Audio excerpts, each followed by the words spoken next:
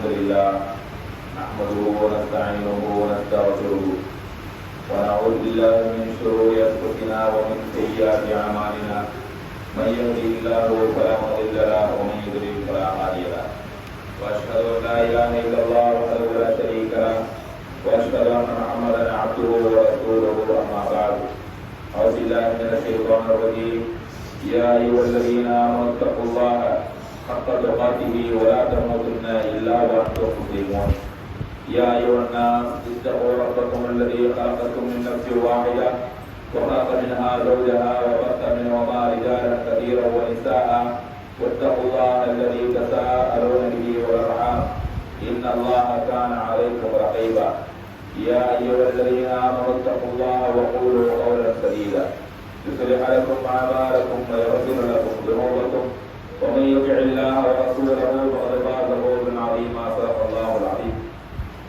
قال النبي صلى الله عليه وسلم إن أصدق الحديث كتاب الله وأحسن الهدي هدي محمد وشر الأمور محدثاتها وكل محدثة بدعة وكل بدعة ضلالة وكل ضلالة في النار. கண்ணியத்திற்குரிய எல்லாம் வல்ல அல்லாஹ் ஜல்ல ஷானஹு வ தஆலாவின் நல்லடியார்களே, அல்லாஹ்வுடைய மாபெரும் கிருபையினால் அவனது கடமைகளில் மிக முக்கியமாக சொல்லப்பட்டிருக்கக்கூடிய இந்த ஜும்ஆ தொழுகையை நிறைவேற்றுவதற்காக வல்ல ரஹ்மான் நம்மை இங்கு ஒன்று கூட செய்திருக்கின்றார். இந்த சந்தர்ப்பத்திலே ஏக வல்லவனை போற்றி புகழ்ந்தவனாகவும் நமக்கு இந்த மார்க்கத்தை கற்றுத்தர அல்லாஹ்வினால் ஏற்படுத்தப்பட்ட எம்பெருமானார் ரசூலுல்லாஹி ஸல்லல்லாஹு அலைஹி வஸல்லம் அவர்கள் மீதும் அவர்கள் அந்த மார்க்கத்தை நமக்கு வழிதவறாமல் இதுவரை கலாச்சாரம் தந்திருக்கக்கூடிய நபித்தோழர்கள், தாபியீன்கள், தபா தாபியீன்கள், இமாம்கள், குறிப்பாக இந்த மஜ்லிஸில் அமர்ந்திருக்கக்கூடிய நம் அனைவரின் மீதும் அல்லாஹ்வுடைய வற்றாத பெருங்கருணை என்றென்றும் இலவசமாக என்று பிரார்த்தித்தவனாக இந்த ஜும்ஆவுடைய ஆரம்பம் செய்கின்றோம். ஒவ்வொரு ஜும்ஆவிலும் ஒவ்வொரு தலைப்பின் கீழாக பல்வேறு மார்க்க விஷயங்களை நாம் கேட்டு தெரிந்து கொண்டு அதன்படி வாழ நாம் முயற்சி செய்கின்றோம். அல்லாஹ் ரப்பல் ஆலமீன் நமக்கு அதற்குண்டான உரிய பலனை தந்தரட்டும் என்று பிரார்த்தித்தவனாக இன்றைய ஜும்ஆவிலே நாம் பேச இருக்கக்கூடிய விஷயம் என்னவென்றால், நாவை பேணுவோம் என்கிற தலைப்பின் கீழாக சில முக்கியமான மார்க்க நல்லுபதேசங்களை அல்லாஹ் நமக்கு போதித்த அந்த விஷயங்களையும் நபிகள் நாயகம் ஸல்லல்லாஹு அலைஹி வஸல்லம் அவர்கள் போதித்த அந்த விஷயங்களையும் நாம் தெரிந்து கொள்ள இருக்கின்றோம். பொதுவாக இந்த உலகத்தில் அல்லாஹ் ரப்பல் ஆலமீன் சிறந்த படைப்பாக யாரை படைத்திருப்பதாக சொல்கிறார் என்று சொன்னால், இந்த மனித சமுதாயத்தை படைத்திருப்பதாக சொல்லியிருக்கிறார். இந்த மனிதனை சிறந்த படைப்பாக படைத்திருப்பதற்குண்டான காரணம் என்னவென்று சொன்னால், அவன் பகுத்தறியக்கூடிய ஒரு அறிவுஜீவியாக அவன் இருக்கின்றான். அதனால் அவன் சிறந்த படைப்பாளனாக அல்லாஹ் சொல்லி காட்டுகின்றான். நமக்கு பிற உயிரினங்களுக்கும் ஏகப்பட்ட வித்தியாசங்கள் இருந்தாலும் பிற உயிரினங்கள் நம்மை விட எவ்வளவோ மிகப்பெரிய திறமைசாலிகளாக இருந்தாலும் அனைத்து உயிரினங்களை விடவும் இந்த மனிதன்தான் மிகவும் சிறந்தவன் என்று அல்லாஹ் சொல்வதற்குண்டான காரணம், அவன் நமக்கு தந்த சில முக்கியமான அருட்கொடைகள். அதில் ஒரு அருட்கொடை தான் இந்த நாவு. அதற்காக வேண்டிய அல்லாஹ் திருக்குர்ஆனில் மற்ற கை கால்களை தந்திருக்கக்கூடிய அல்லாஹ் ரப்பல் ஆலமீன் எத்தனையோ உள்ளுறுப்புகளை நமக்கு தந்திருக்கின்றான். அந்த ராயல் ஆர்கான்ஸ் அப்படின்னு சொல்லுவாங்க, ராஜ உறுப்புகள் சொல்லுவாங்க. இதயத்தை பற்றி சொல்லுவார்கள், கல்லீரலை பற்றி சொல்லுவார்கள், கிட்னியை பற்றி சொல்லுவார்கள். இதுவெல்லாம் ராஜ உறுப்புகள். இதையெல்லாம் பற்றி அல்லாஹ் ரப்பல் ஆலமீன் திருக்குர்ஆனில் பெரிதாக நமக்கு சொல்லாவிட்டாலும் நாவை பற்றி நமக்கு சொல்லி காட்டுகின்றார். அலம் நஜஅல் லஹு ஐனைன், உங்களுக்கு பார்க்கக்கூடிய இரு கண்களை நாம் தரவில்லையா, ஒலிசானன், உங்களுக்கு நாவை நாம் தரவில்லையா என்று அல்லாஹ் சொல்லி காட்டுகின்றார். ஏன் இந்த நாவை இவ்வளவு முக்கியத்துவப்படுத்தி சொல்கிறார் என்று சொன்னால், இந்த உலகை இப்பொழுது வழிநடத்தி கொண்டிருப்பது இந்த நாவுதான். இந்த உலகத்தில் உள்ள ஆட்சியாளர்கள் ஆட்சி செய்வது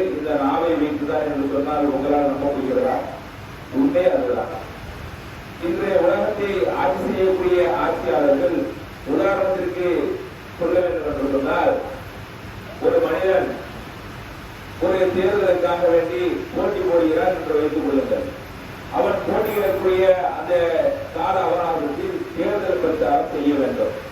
அவன் எப்படியெல்லாம் தேர்தல் பிரச்சாரம் செய்கின்றானோ, அவன் என்னவெல்லாம் பேசுகின்றானோ, அதை வைத்துத்தான் அந்த மக்கள் அவனுக்கு வாக்களிப்பார்கள்.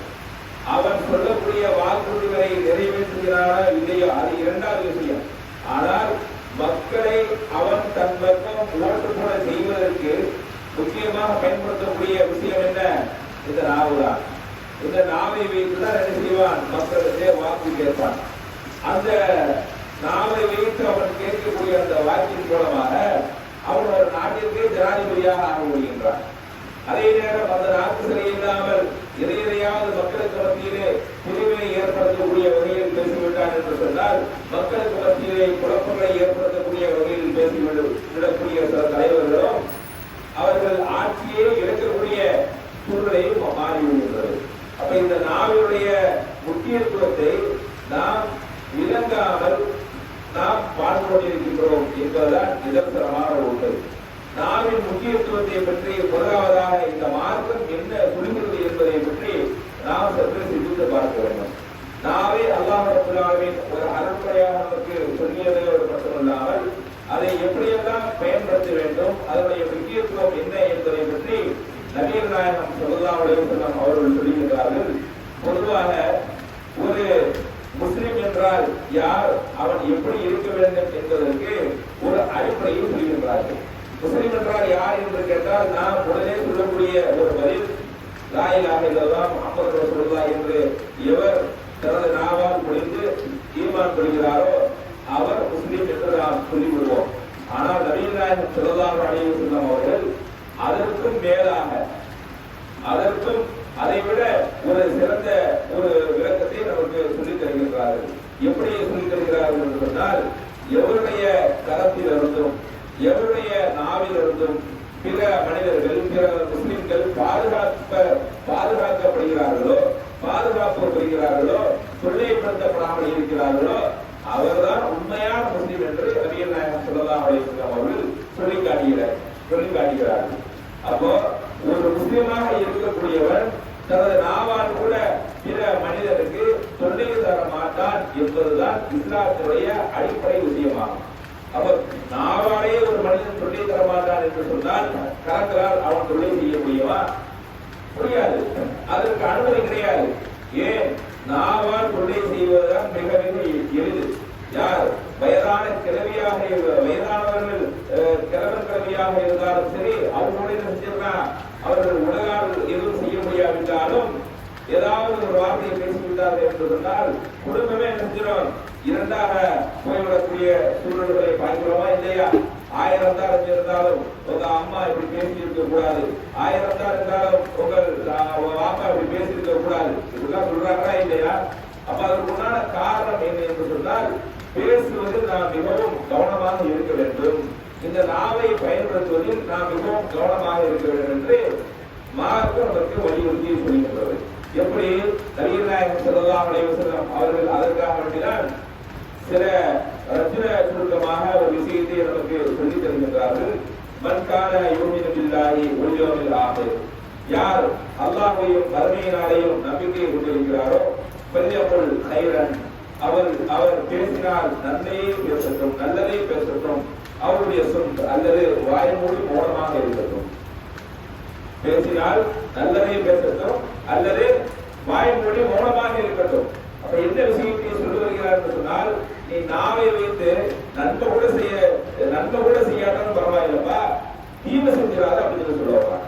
நம்ம மக்கள்கிட்ட சொல்லுவோமா இல்லையா? நீ உதவி செய்யாட்டாலும் பரவாயில்லப்பா, கொஞ்சம் உபத்திரவம் பண்ணாம இல்லை அப்படின்னு சொல்றோமா இல்லையா? அதனுடைய ரத்தின சுருக்கம் தான் இது. நீ நாவை வைத்து நன்மையோட சம்பாதிக்காட்டாலும் பரவாயில்லப்பா, தீங்கு செய்யாத, விசாமையா செய்தி அப்படின்னு நம்ம சொல்றோமா இல்லையா? அதைத்தான் ரசூலுல்லாஹ் சொல்றாங்க. ஏன் என்று சொன்னால், இந்த நாவின் மூலமாக ஏற்படக்கூடிய பாதிப்புகளை பற்றி நாம் சரியாக விளங்கிக் கொள்வதில்லை. எப்படியெல்லாம் இந்த நாவை வைத்து நாம் பாதிப்பான நமக்கு நாமே அணிகம் செய்து கொள்கிறோம் என்று சொன்னால், முதலாவதாக வேறு நபர்கள் சந்திக்கின்ற வேளையில் நாம் பேசக்கூடிய விஷயங்கள் நாம் என்னென்ன பேசுகிறோம் என்பதை பற்றி நாம் சற்றே கவனத்தில் கொள்ள வேண்டும். ஒரு 2 நண்பர்கள் சந்திப்பதாக வைத்துக் கொள்வோம். அஸ்ஸலாமு அலைக்கும். வலைக்கும் சலாம். என்ன செய்றீங்க, எப்படி இருக்கீங்க, நல்லா இருக்கீங்களா, பாத்தீங்களா, இப்படி சில விஷயங்கள் பேசுகிறோம் வைங்க.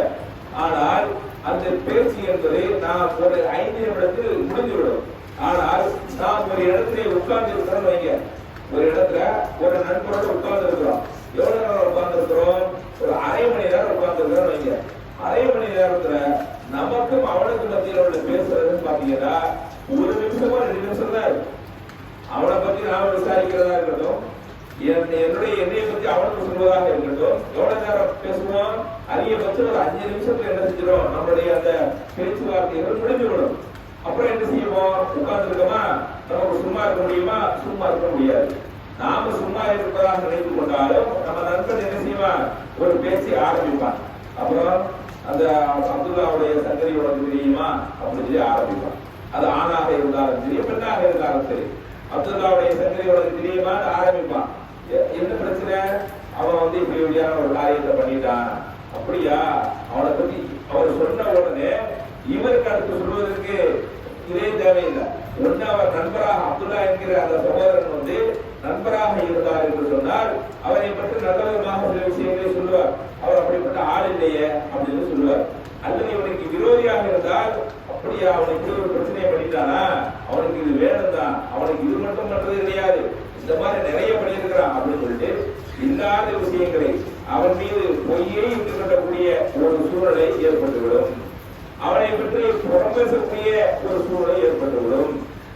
அதுதான் ரசூலுல்லாஹி அலைஹி வஸல்லம் அவர்கள் சஹாபாக்களுக்கு மத்தியிலே புறம் பேசுவதை பற்றி சொல்லிக் கொண்டிருக்கும் பொழுது, யா ரசூலல்லாஹ், ஒரு மனிதன் செய்வதை பற்றி தானே நாங்கள் பேசிக் கொண்டிருக்கின்றோம், அது எப்படி புறமாகும் என்று சொல்லிக் கொண்ட பொழுது, ஒரு மனிதன் வெறுக்கக்கூடிய விஷயத்தை அவன் இல்லாத நேரத்தில் நீங்கள் பேசுவது புறம் என்று சொன்னார்கள். ஒரு மனிதனுக்கு முன்னாடி நீங்க என்ன செய்ய மாட்டீங்க? அவரிடத்துல நேருக்கு நேர் எந்த ஒரு விஷயத்தை பற்றி பேச மாட்டீர்களோ அந்த விஷயத்தை அவன் இல்லாத நேரத்தில் ஒவ்வொரு நபரோடு நீங்கள் பேசுவதுதான் புறம் என்று நபிகள் நாயகம் ஸல்லல்லாஹு அலைஹி வஸல்லம் சொன்னார். அதுக்குதான் சஹாபாக்கள் நியாயம் கற்பிக்கக்கூடிய வகையில கேட்கிறாங்க, அவர் செஞ்சதை பேசுறோம், அவர் சொன்னதை பேசுறோம் அப்படின்னு சொன்ன உடனே அவர் செஞ்சதை பேசினா தான் போறோம், அவர் செய்யாததை பேசினால் அதற்கு பெயர் அவதூறு.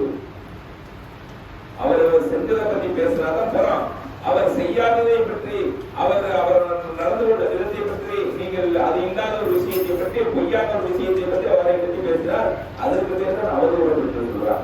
அதற்கு தான் அல்லாஹ் ரப்பல் ஆலமீன் திருக்குர்ஆனிலே பிற மனிதர்களுடைய மானங்களை பற்றி சொல்லும் போது தனது சகோதரனை பற்றி புறம் பேசிவிடக் கூடாது அப்படிங்கிற ஒரு விஷயத்தை பற்றி சொல்லும் போது எப்படி சொல்றாங்க என்று சொன்னால்,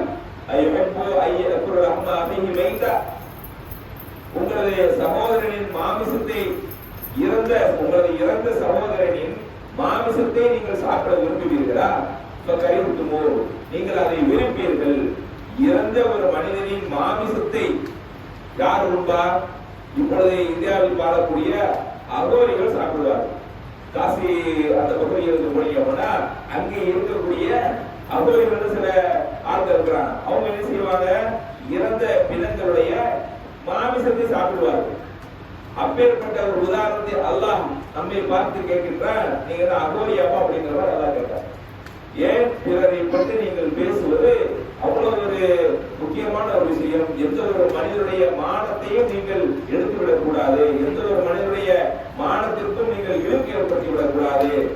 பேசினால் நல்லதை பேசுங்கள், இல்லாவிட்டால் பேசாமல் இருந்து விடுங்கள் என்று மார்க்க நமக்கு அழகான ஒரு வழியை காட்டுகின்றது.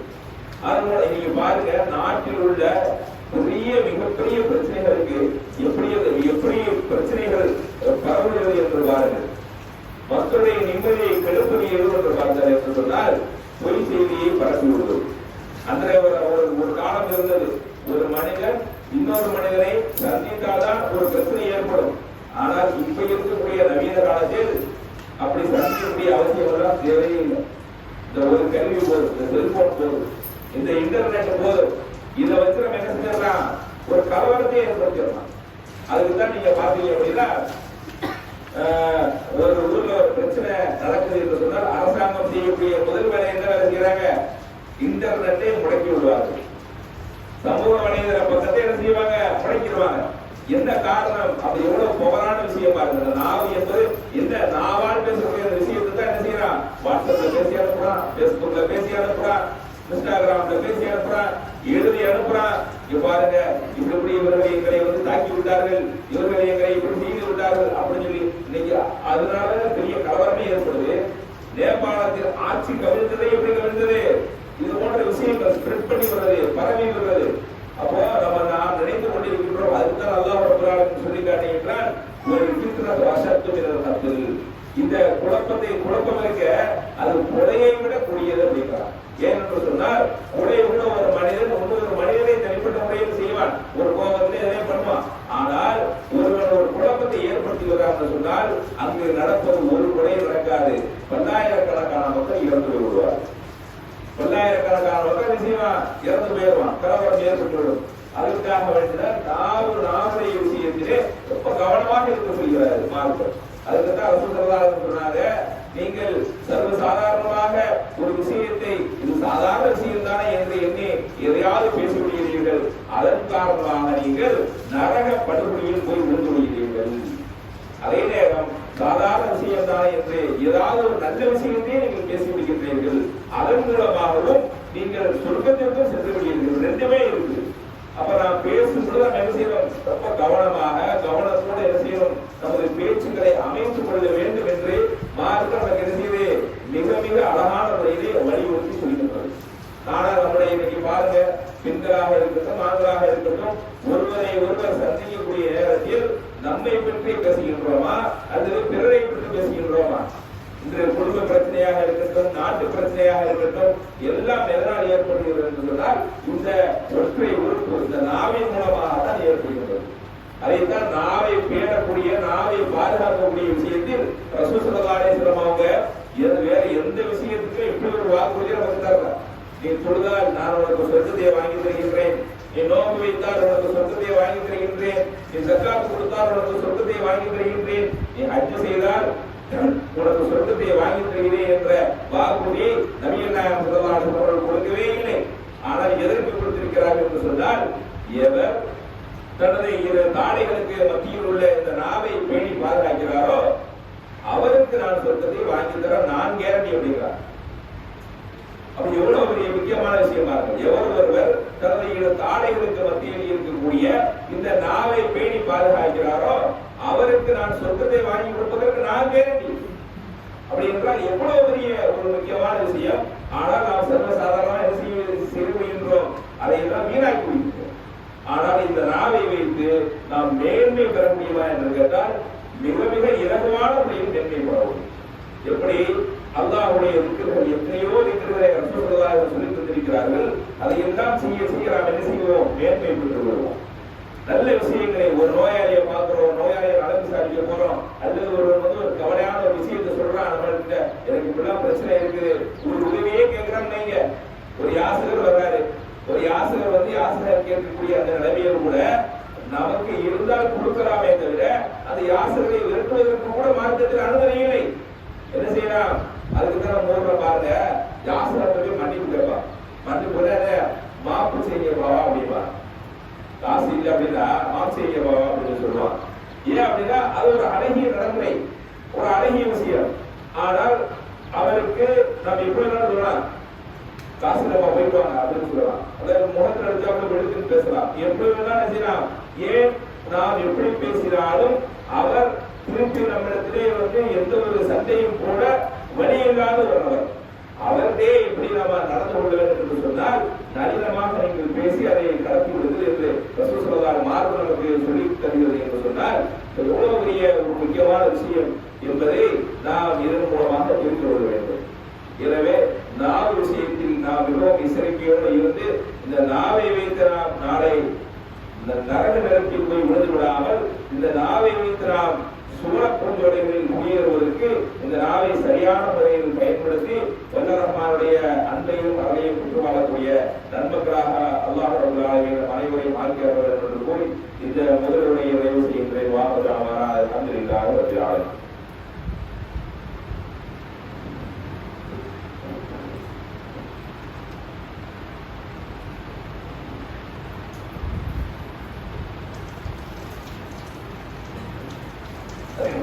அல்ஹம்துலில்லாஹ் அல்ஹம்துலில்லாஹி வஹ்தஹு வஸ்ஸலாத்து வஸ்ஸலாமு அலா மன் லா நபிய்ய பஅது. கண்ணியத்திற்குரிய இல்லாமல்ல அல்லாஹ் ஜல்ல ஷானஹு தஆலாவின் நல்லடியார்களே, நாவை பேணுவோம் என்கிற தலைப்பிலே சில விஷயங்களை நாம் அறிந்து கொண்டோம். எதை கேட்டோமோ அதன்படி நமது நாவை பேணி பாதுகாப்பதற்கு வல்லரஹ்மான் நமக்கு அருள் புரிய வேண்டும் என்று பிரார்த்தித்தவனாக இந்த இரண்டாவது முறையிலே நாம் இரண்டு விஷயங்களை பார்க்க இருக்கின்றோம். முதலாவதாக தேர்தல் முறைகேடு. இந்த நாட்டிலே தேர்தல் என்பது மிகவும் ஜனநாயக கடமை என்று சொல்லப்பட்டு இதுவரை வந்தது. ஜனநாயக கடமை என்று சொன்னால் நமக்கு வாய்க்கக்கூடிய நமக்கு வரக்கூடிய ஆட்சியாளர்கள் நல்ல மக்களாக நல்ல மனிதர்களாக இருந்தால்தான் நாம் குடிமக்களாக இருக்கக்கூடிய நமது வாழ்க்கை மேம்படும். அதற்காக வேண்டிதான் நல்லவர்களை, குற்றப்பின்னணி இல்லாத நபர்களை அல்லது நல்ல கொள்கைகளை கொண்ட கல்வி வளர்ச்சி, மருத்துவம், சுகாதாரம் இது போன்ற அடிப்படையான விஷயங்களை முன்னிறுத்தி நம்மிடத்திலே ஆட்சி செய்யக்கூடிய ஆட்சியாளர்களை நாம் தேர்வு செய்தால்தான் நம்முடைய வாழ்வு நன்றாக இருக்கும், நம்முடைய சந்ததியுடைய வாழ்வு நன்றாக இருக்கும். இன்று நீங்கள் ஆட்சியாளர்கள் சரியில்லாத பல நாடுகளை பார்த்தோம் என்று சொன்னால் அவர்களது வறுமைக்கு மிக முக்கியமான காரணியாக இருப்பது அந்த ஆட்சியாளர்களாக தான் இருக்கிறார். உதாரணத்திற்கு சொல்ல வேண்டும் என்று சொன்னால் வெனிசுலா அப்படின்னு ஒரு நாடு இருக்கு. அது அமெரிக்காவுக்கு பக்கத்தில் இருக்கக்கூடிய ஒரு நாடு. அந்த நாடு எப்படிப்பட்ட ஒரு நாடு என்று சொன்னால், இந்த உலகத்திலேயே அதிகமாக பெட்ரோலியம் எங்கே கிடைக்கிறது என்று சொன்னால் நம்ம மக்கள் சொல்லுவாங்க, சவுதி அரேபியாவில் கிடைக்குது, துபாயில கிடைக்குது, ரஷ்யாவில் கிடைக்குதுன்னு சொல்லுவாங்க. ஆனால் நம்பர் 1 இந்த உலகத்திலேயே அதிகமாக பெட்ரோலிய பொருட்கள் கிடைக்கக்கூடிய ஒரு நாடு எது என்று சொன்னால் வெனிசுலா என்கிற ஒரு நாடு. ஆனால் அந்த நாட்டு மக்களுடைய பொருளாதாரத்தை பற்றி பார்த்தோம் என்று சொன்னால் மிகவும் ஏழ்மையான நிலையில் அந்த நாட்டு மக்கள் வாழ்கின்றார்கள். அதற்கு காரணம் அங்கு இருக்கக்கூடிய ஆட்சியாளர்கள், தவறான ஆட்சியாளர்கள். அதே போன்று சூடான், ஆப்பிரிக்க நாடுகள், இந்த உலகத்திலே அதிகமான வளம் கொண்ட நாடுகள் எது என்று பார்த்தால் ஆப்பிரிக்க நாடுகள் தான். அவர்களது மண்ணுக்கு கீழே வைரங்கள் கொட்டி கிடக்கின்றது, அவர்களது மண்ணுக்கு கீழே தங்கங்கள் கொட்டி கிடக்கின்றது, 10,000கணக்கான டன்கள் அவர்களது மண்ணுக்கு கீழே இருக்கின்றது. இப்படி விவசாயம், இப்படி ஏகப்பட்ட நல்ல விஷயங்கள் அல்லாஹ் அவர்களுக்கு வாரி வழங்கி இருந்தாலும் கூட அவர்களுக்கு கிடைத்த கெட்ட தீய ஆட்சியாளர்களால் இன்று அந்த மக்கள் ஒருவேளை ரொட்டி துண்டுக்காக லைனில் காத்திருக்கக்கூடிய அவல நிலையில் அவர்கள் இருப்பதற்கு காரணம் யார்? அந்த இருக்கக்கூடிய ஆட்சியாளர்கள். அப்படிப்பட்ட அந்த ஆட்சியாளர்கள் சரியில்லை என்று சொன்னால் அந்த நாட்டில் என்ன வளம் இருந்தாலும் அந்த நாட்டு மக்கள் ஒரு வறுமையான சூழ்நிலையில் வாழக்கூடிய ஒரு நிலை ஏற்பட்டுள்ளது. அப்படியெல்லாம் நாம் ஆகிவிடக் கூடாது என்பதற்காக வேண்டிதான் இந்த தேர்தல் என்கிற ஒரு விஷயத்தை நாம் ஜனநாயக அடிவு. சில நாடுகள் பார்த்தீங்கன்னா தேர்தலே நடக்காது. எப்பவுமே என்ன நடக்கும்? ராணுவ ஆட்சி இருக்கும். ராணுவம் வந்ததற்கு பிறகு ராணுவம் கொஞ்சம் வீக்கானதுக்கு அப்புறம் ஒரு மன்னராட்சி மாதிரி வரும். திருப்பி ராணுவம் இப்படியே மாறி மாறி அந்த பொதுமக்கள் ரொம்ப பாவப்பட்ட மக்கள். இப்போ அப்படியெல்லாம் இல்லாமல் ஒரு சுதந்திரமான ஒரு நாட்டில் நாம் இருக்க வேண்டும் என்பதற்காக இந்த தேர்தலை நாம் நமது நாடு உருவாக்கி, தேர்தல் என்கிற ஒரு சிஸ்டத்தை நாம் உருவாக்கி வைத்து அதன் அடிப்படையில் ஆட்சியாளர்களை நாம் தேர்வு செய்கின்றோம். ஆனால் அந்த தேர்தலை சீர்குலைக்கும் விதமாக இதுதான் சர்வாதிகாரம் சொல்வது. இவ்வளவு நாள் எப்படி தேர்தல் ஒரு முறையாக நடந்தது என்று சொன்னால் பேப்பர் முறை சீட்டு தான் இந்த தேர்தல் என்பது நடந்தது. அதுவரை ஒரு சரியா அதுவே சில பேர் செய்வாங்க, கல்லூட்டு போடுவாங்க. ஆனால் கையை மூலமா உடனே மாட்டுவாங்க. அப்ப கல்லூட்டு போடக்கூடிய மக்கள்லாம் பாத்தீங்கன்னா இந்த வாக்கு சீட்டு முறை இருக்கு பாருங்க, இது போன்ற தமிழ்நாட்டில் நீங்க பல பகுதியில் பார்த்துக்கலாம். ஒருவரே என்ன செய்வார், திருப்பி போய் போட முடியாது. அப்படியே போட்டாலும் சில உடனே என்ன செய்வார், மாட்டிக்கொள்வார். ஆனால் இப்பொழுது இந்த இவிஎம் மிஷின் என்று வந்ததற்கு பிறகு யாரும் கல்லூட்டு போடுவதற்கு ஆட்கள் தான் தேவையே இல்லை. அதிகாரிகள் நினைத்தால் அதை அவருக்கு சாதகமான அவரை ஒரு பத்திரம் கூட போட்டு விடலாம். அவர் ஒருவருக்கு ஒரு குறிப்பிட்ட கட்சியை சார்ந்தவருக்கு வாக்கு செலுத்த வேண்டும் என்கிற அவசியம் கூட கிடையாது. எதிர்கட்சியாக இருக்கக்கூடியவருடைய வாக்குகளை அழைத்து விட்டால் போதும், இவர் வெற்றி பெற்று விடுவார். இப்படியான ஒரு மோசமான நிலையில் நமது நாடு சென்று கொண்டிருக்கிறது. அதை தொடர்ந்துதான் இந்த தீவிர வாக்காளர் திருத்தம் என்கிற பெயரிலே இப்பொழுது புதிய நமது வாக்குகளை அழித்து விட்டார். யாருக்குமே வாக்கு கிடையாது. இப்ப என்ன செய்வார்கள் என்று சொன்னால், வீடு வீடாக நமக்கு ஃபார்ம் வந்து தருவாங்க. அந்த ஃபார்மை நாம் என்ன செய்ய வேண்டும் என்று சொன்னால், புதிதாக நாம் வாக்காளர்களாக நாம் தேர்வு நாம் பங்களிக்க வேண்டும். இப்பொழுது கரண்டாக யாரெல்லாம் வீட்டில் இருக்கிறார்களோ, வெளிநாட்டில் வெளியூர்களில் இருப்பவர்களை தவிர கரண்டாக அந்த முகவரியில் யார் இருக்கிறார்களோ அவர்களை அந்த வீட்டின் வாக்காளர்களாக இந்த தேர்தல் ஆணையம் தேர்வு செய்யும். அதற்கு பிறகு என்ன, அந்த அவர்கள் கேட்கக்கூடிய ஆவணங்கள் பீகார்லாம் படிப்பறிவே மிக மிக மிக மிக குறைவான ஒரு மாநிலம், எவ்வித வளர்ச்சியும் இல்லாத ஒரு மிக ஆக கடைசி இடத்தில் இருக்கக்கூடிய ஒரு மாநிலத்திலே அந்த மாநில மக்கள் வந்து கிட்டத்தட்ட 13 ஆவணங்களை ஒரே நேரத்தில் நீங்க வந்து செலுத்த வேண்டும். 13 ஆவணங்கள் சும்மா 1-2 கிடையாது. நம்மள்டையாச்சும் ஒரு 2 ஆவணங்கள் 3 ஆவணங்கள் நினைச்சுக்கலாம், திரட்டிடலாம். உதாரணத்திற்கு அவர்கள் கேட்கக்கூடிய ஆவணங்கள் என்ன என்று சொன்னால், பாஸ்போர்ட், ஆதார் கார்டு. முதல்ல பீகார்ல அவர்கள் தேர்தல் அந்த வாக்காளராக சேர்ந்தோம்னா ஆதார் கார்டை சேர்க்கவே மாட்டோம் அப்படின்னா. அப்பதான் மக்கள் கேட்கிறாங்க, ஏப்பா ஒரு சின்ன சின்ன விஷயங்கள் கூட, ஒரு பேங்க் அக்கௌண்ட் ஓபன் பண்ணாலும் ஆதார் கொண்டு வாங்குற, பெர்த் சர்டிபிகேட் பதியணும் அப்படின்னாலும் ஆதார் கொண்டு வாங்குற, சொத்து வாங்க வேண்டும் என்றாலும் ஆதாரை கொண்டு வாங்குற, சொத்தை விற்க வேண்டும் என்று சொன்னாலும் ஆதாரை கொண்டு வாங்க. ஆதார் என்றால் நம்ம எவ்வளவு என்ன நினைத்துக் கொண்டிருக்கிறோம், ஆதார் என்பது நமக்கு ஒரு ஆவணம் என்று நாம் நினைத்துக் கொண்டிருக்கிறோம். ஆனால் அது ஒரு ஆவணமாக கருதப்படாத அப்படின்னு இந்த தேர்தல் ஆணையம் சொல்லுது. ஆனால் அதையும் மீறி வழக்கு தொடர்ந்து உச்ச நீதிமன்றத்திலே வழக்கு தொடர்ந்து போனதற்கு பிறகு அதையும் ஒரு ஆவணமாக சேர்க்கலாம் என்று அதற்கு பிறகு என்ன செய்யறாங்க, சேர்க்கிறார். அப்ப எப்பேற்பட்ட மக்களை வந்து சிரமத்திற்கு இந்த தேர்தல் ஆணையம் தள்ளி இருக்கிறது என்பதை பாருங்கள். இதற்கு முக்கியமான அவர்கள் கேட்கக்கூடிய விஷயங்கள் என்னவென்று சொன்னால், ஆதார் கார்டு, அதற்கு அடுத்தபடியாக பாஸ்போர்ட், அதற்கு அடுத்தபடியாக பெர்த் சர்டிபிகேட் பிறப்பு சான்றிதழ், அதற்கு அடுத்தபடியாக கல்வி சான்றிதழ். இது வரலாம் நம்ம என்ன செஞ்சிடலாம், எடுத்து விடலாம். அடுத்தபடியாக கம்யூனிட்டி சர்டிபிகேட்.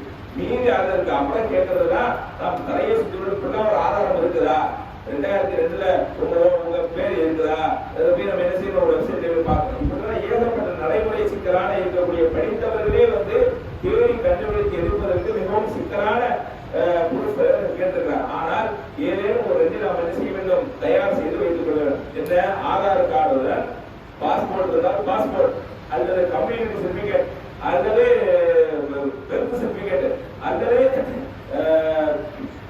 கம்யூனிட்டி சர்டிபிகேட், அல்லது பிறப்பு சான்றிதழ். இதுல எதையாச்சும் இதுதான் வந்து நமக்கு ஈஸியாக கிடைக்கும். அல்லது பேங்க் பாஸ்புக், இதை ஏதாச்சும் என்ன செய்யணும், நம்ம இலகுவாக கிடைக்க வைத்திருப்பதை நாம் பூர்த்தி செய்து கொடுக்க வேண்டும். பழைய வாக்காளர்களை வைத்துக் கொள்ள வேண்டும். இதுவெல்லாம் இருந்தால் ஓரளவுக்கு நாம் வாக்காளராக சேர்த்து விடுவோம். இந்த வாக்காளர் திருத்தம் என்பது நவம்பர் ஆரம்பிச்சிருக்கிறாங்க, 4ஆம் தேதி. டிசம்பர் 4ஆம் தேதி வரைக்கும் நடக்கும். டிசம்பர் 4ஆம் தேதிக்கு பிறகு அடுத்து ஜனவரி, பிப்ரவரி, ஜனவரிக்கு அப்புறம் ஒரு வரைவு வாக்காளர் வந்து ஜனவரி மாசம் நிச்சயமாக வெளியிடுவாங்க.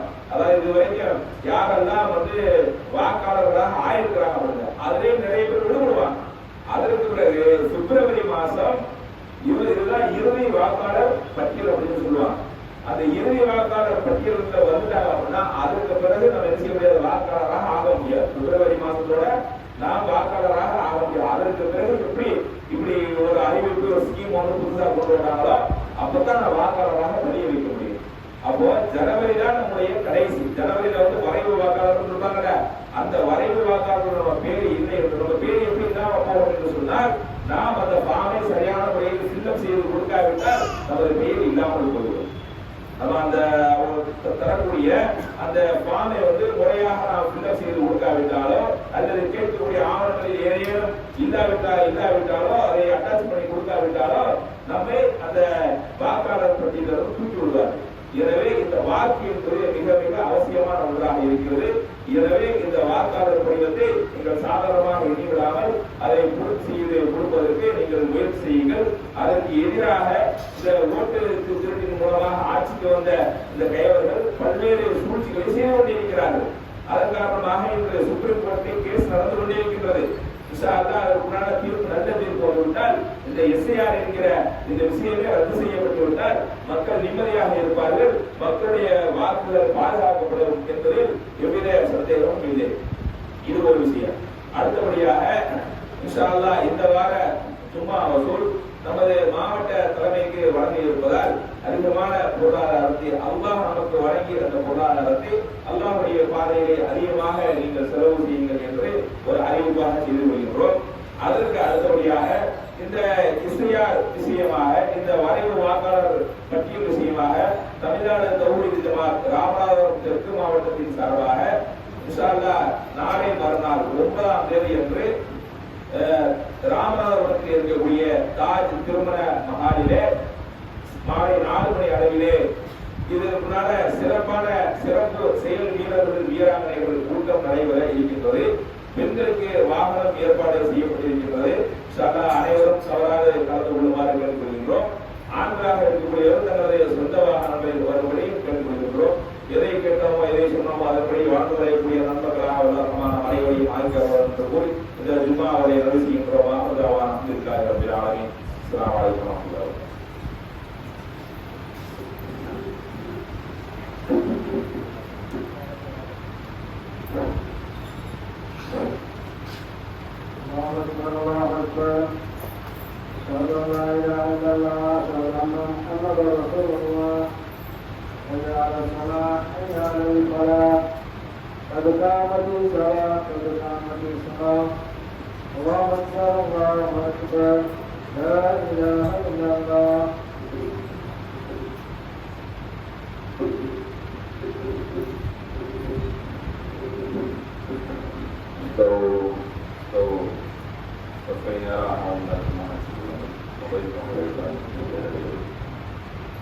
Allahu Akbar.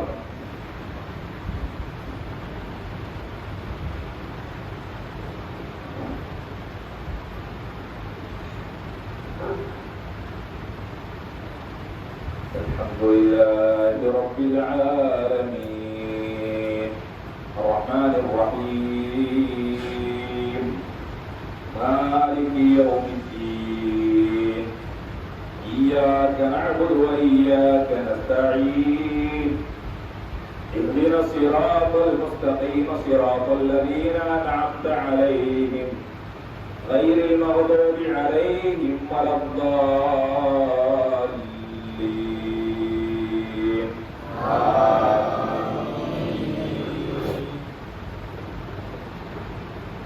سبح اسم ربك الأعلى الذي خلق فسوى والذي قدر فهدى والذي أخرج المرعى فجعله غثاء نحوا سنقرئك فلا تنسى إلا ما شاء الله إنه يعلم الجهر وما يخفى ونيسرك لليسرى فذكر إن نفعت الذكرى سيذكر من يخشى ويتجنبها الأشقى الذي يصلى النار الكبرى ثم لا يموت فيها ولا يحيا قد أفلح من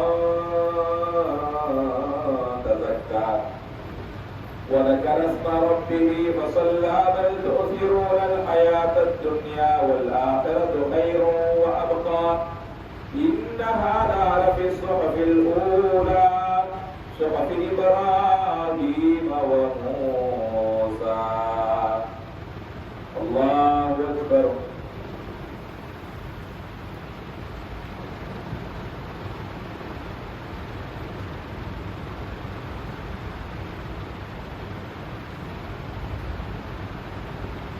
سمع الله لمن حمده.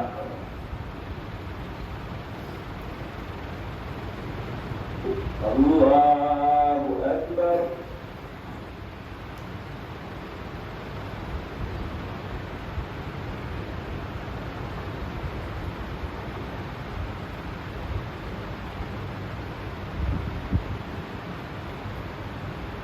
الله أكبر. الله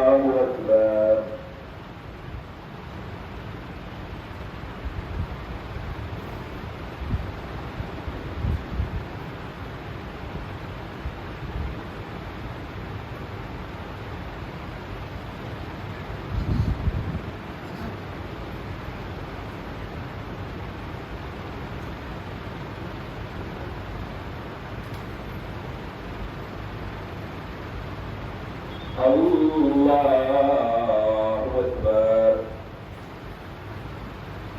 الحمد لله رب العالمين الرحمن الرحيم مالك يوم الدين إياك نعبد وإياك نستعين اهدنا الصراط المستقيم صراط الذين أنعمت عليهم غير المغضوب عليهم ولا الضالين آمين. هل أتاك حديث الغاشية وجوه يومئذ خاشعة عاملة ناصبة تصلى نارا حامية تسقى من عين آنية ليس لهم طعام إلا من ضريع لا يسمن ولا يغني من جوع وجوه يومئذ ناعمة لسعيها راضية في جنة عالية لا تسمع فيها لاغية فيها عين جارية فيها سرر مرفوعة وأكواب موضوعة ونمارق مصفوفة وزرابي مبثوثة أفلا ينظرون إلى الإبل كيف خلقت وإلى السماء كيف رفعت وإلى الجبال كيف نصبت وإلى الأرض كيف سطحت فذكر إنما أنت مذكر لست عليهم بمسيطر إلا من تولى وكفر فيعذبه الله العذاب الأكبر إن إلينا إيابهم ثم إن علينا حسابهم. الله أكبر.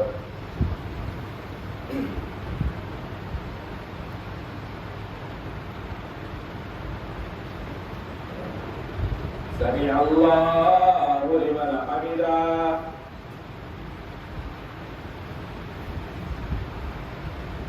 الله أكبر.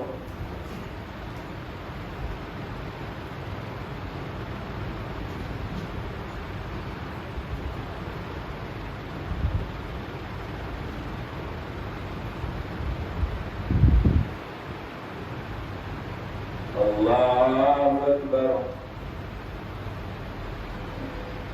الله أكبر.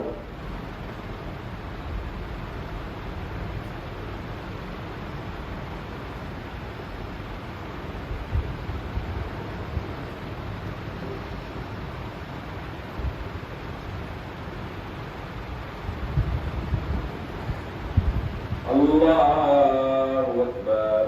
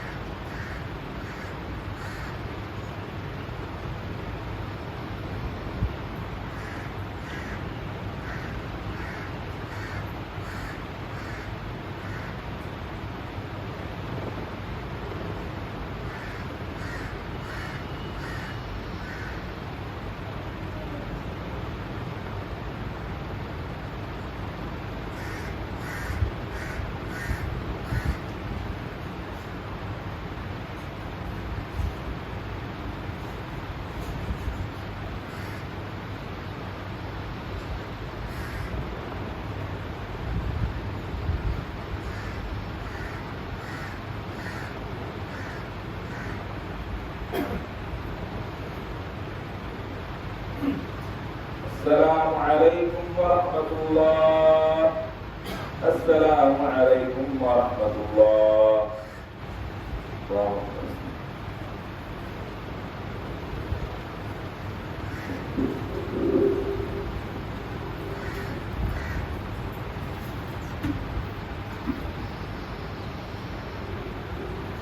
Thank you.